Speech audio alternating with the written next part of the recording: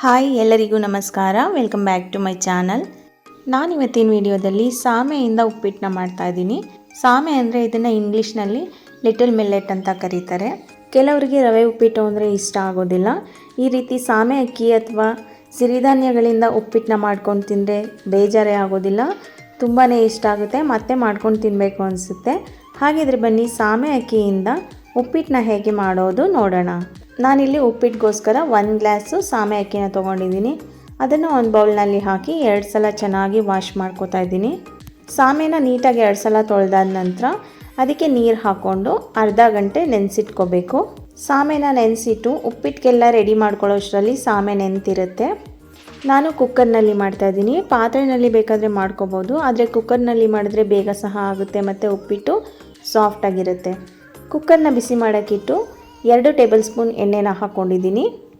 ಎಣ್ಣೆ ಕಾದ ನಂತರ 1 ಸ್ಪೂನ್ ಸಾಸಿವೆ, 1 ಸ್ಪೂನ್ ಜೀರಿಗೆ, 1 ಸ್ಪೂನ್ ಕಡಲೆಬೇಳೆ, 1 ಸ್ಪೂನ್ ಉದ್ದಿನಬೇಳೆ, 3 ಹಸಿಮೆಣಸಿಕಾಯಿ ಹಾಕ್ಕೊಂಡಿದ್ದೀನಿ. ನಿಮಗೆ ಖಾರಕ್ಕೆ ಎಷ್ಟು ಬೇಕಾಗುತ್ತೆ ನೋಡಿ ಹಾಕ್ಕೊಳ್ಳಿ.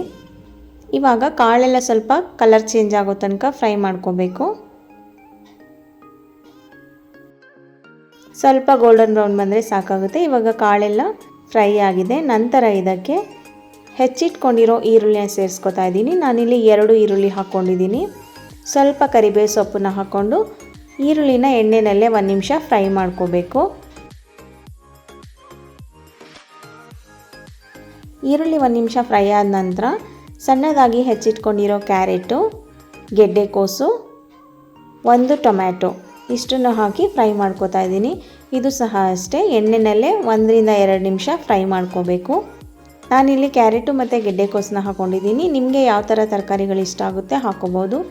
ಬೀನ್ಸು, ಕ್ಯಾಪ್ಸಿಕಮ್ಮು, ಹಸಿ ಬಟಾಣಿ ಈ ರೀತಿ ಯಾವ್ದು ಬೇಕಾದರೂ ಸೇರಿಸ್ಕೋಬೋದು. ಇವಾಗ ವೆಜಿಟೇಬಲ್ ಎಲ್ಲ 1-2 ನಿಮಿಷ ಫ್ರೈ ಮಾಡ್ಕೊಂಡಿದ್ದಾಗಿದೆ. ನಂತರ ಇದಕ್ಕೆ ಸಾಮೆನ ಸೇರಿಸ್ಕೋತಾ ಇದ್ದೀನಿ. ನೆನೆಸಿಟ್ಟಿರೋ ಸಾಮೆನ ಈ ರೀತಿ ಜಾಲಿನಲ್ಲಿ ಹಾಕಿ ನೀರು ಸೋರ್ಲಿಕ್ಕೆ ಇಟ್ಟಿದ್ದೆ. ನೀರೆಲ್ಲ ಚೆನ್ನಾಗಿ ಡ್ರೈ ಆಗಿದೆ. ಇದನ್ನು ತರಕಾರಿಗಳ ಜೊತೆ ಸೇರಿಸ್ಕೊಂಡು ಇದನ್ನು 1 ನಿಮಿಷ ಫ್ರೈ ಮಾಡ್ಕೋಬೇಕು. ಸಾಮೆ ಅಕ್ಕಿನಲ್ಲಿ ಕಡಿಮೆ ಕ್ಯಾಲೋರಿ ಇದೆ ಮತ್ತು ಹೈ ಫೈಬರ್ ಇರೋದ್ರಿಂದ ಇದನ್ನು ತೂಕ ಕಡಿಮೆ ಮಾಡ್ಕೊಳ್ಳೋದಕ್ಕೆ ಸಹ ಬಳಸ್ಬೋದು. ಇದರಲ್ಲಿ ನಾರಿನಂಶ ಸಹ ಇರೋದ್ರಿಂದ ಜೀರ್ಣಕ್ರಿಯೆ ಸಹ ಚೆನ್ನಾಗಾಗುತ್ತೆ. ಮಿಲೆಟ್ಸ್ನ ಜಾಸ್ತಿ ತಿಂತಾ ಇದ್ದೀವಿ ಅಂದರೆ ನೀರು ಸಹ ಅಷ್ಟೇ ಜಾಸ್ತಿ ಕುಡಿಬೇಕಾಗುತ್ತೆ.